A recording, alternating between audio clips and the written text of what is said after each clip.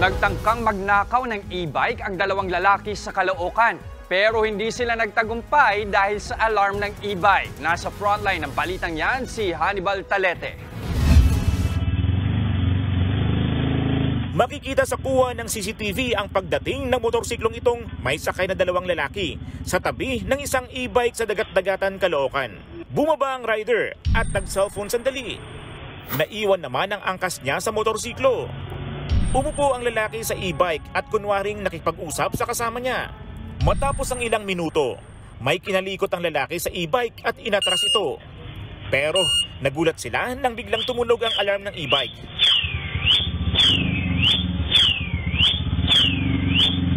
Iniwan ng lalaki ang e-bike at dali-daling umangkas sa motor na dala nila saka tumakas.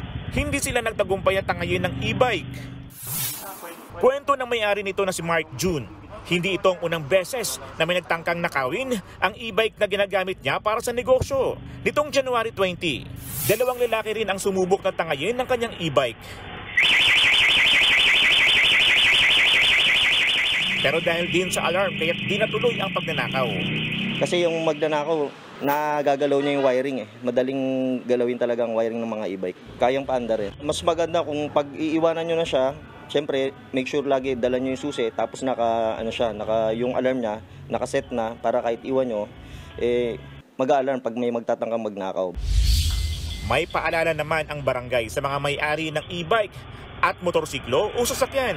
Kung maaari, i-park natin sa mga lugar na maliwanag o kung tapat ng bahay natin, maglagay sana tayo ng kahit na ilaw kasi mas pansinin pag may ilaw eh. Saka kung sakaling may mga insidente na nakikita nila na mga mananakawan ng e-bike o kahit tangkang pagnanakaw, lagi namin pinagbibigay alam na ipablatter sa barangay.